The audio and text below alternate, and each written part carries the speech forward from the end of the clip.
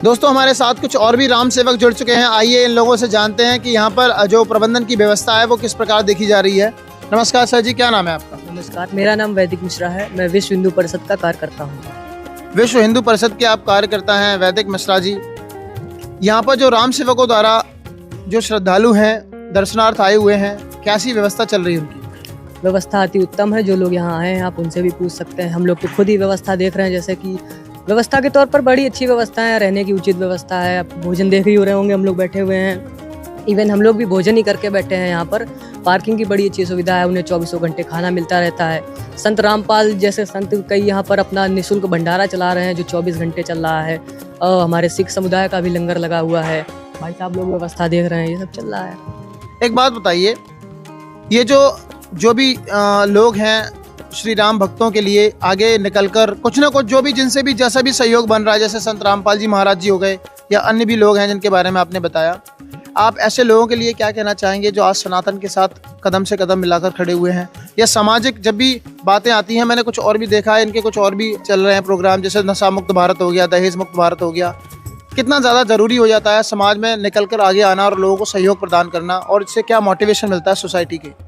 Society को नशा मुक्त की क्रांति की आवश्यकता है। क्योंकि मैं खुद 18 साल का हूँ और मेरी क्लास में 46 बच्चे थे। 44 बच्चे आज नशा करते हैं। हम 2 लोग नहीं करते, पहला मैं हूँ, दूसरा वो सामने बैठा हुआ है जी। और उसके बाद रही बात दहेज की, तो एक मोटिव बन गया है कि हम शादी इसीलिए करते हैं, बोले अगर ये अकेला लड़का है तो बड़ा अच्छा दहेज मिलेगा। और अगर कोई लड़की का भाई होता तो उसे चिंता रहती है कि 18 साल की उम्र से उसके ऊपर प्रेशर दिया जाता है कि कमाओ बेटा, तुम्हें अपनी बहन के लिए दहेज इकट्ठा करना है। तो इन चीज़ों के खिलाफ आंदोलन होना चाहिए और बड़े स्तर पर होना चाहिए। और संत रामपाल जी का मैं व्यक्तिगत रूप से धन्यवाद देता हूँ कि अगर ये क्रांति सफल होती है तो मेरी खुद भी 2 बहनें हैं। मैं उनको अगर दहेज मुक्त की एक प्रक्रिया समाज में स्थापित हो जाएगी तो मुझसे बच जाएंगे। सर 9 करोड़ अनुयायी हैं, एक भी नशा नहीं करता। बड़ी अच्छी बात है ये तो। और भी अनुयायी, हम तो कहते हैं पूरे 100 करोड़ लोग जो हमारे ऐसे लोग हैं जो नशा से दूर रहते हैं, उनको सबसे उनसे जुड़ना चाहिए। क्योंकि देखिए, सनातन संस्कृति वैसे पहले नशा मुक्त थी, बीच में कुछ व्यभिचार उनमें जुड़ते चले गए। जैसे कि एक उसमें बॉलीवुड का बड़ा योगदान रहा है कि नायक को उन्होंने हमेशा ऐसे दिखाया है कि वो हाथ में वोडका का गिलास लिए रहता था, सिगार दाबे रहता था, फिर वो ट्रेंड बनता चला गया। तो इन चीज़ों से दूर रहना चाहिए, युवाओं को खासकर बचना चाहिए। वही चीज़, यही कारण था कि शायद उन्होंने बॉलीवुड से दूर रखने के लिए कहा हो। ये और भी अच्छी बात है। बॉलीवुड का जैसे एक ध्रुवीकरण कर दिया गया, बॉलीवुड को इस्लामीकरण कर दिया गया, संस्कृति से उनको हटा दिया गया, कोई कहीं भटक गया। तो ऐसे संतों की आवश्यकता है और ऐसे कई महान संत हमारी संस्कृति में पाए भी जाते हैं। तो अगर हम सभी लोग बढ़ चढ़ के उनसे जुड़ेंगे तो ये हमारे अपने व्यक्तिगत रूप से हम लोगों के लिए ही अच्छा है। और बाकी कुरीतियाँ तो हर जगह होती हैं, हर संस्कृति में होती हैं। जितनी जल्दी हम उन कुरीतियों को पहचान कर दूर करेंगे, हमारे लिए ही अच्छा रहता है वो।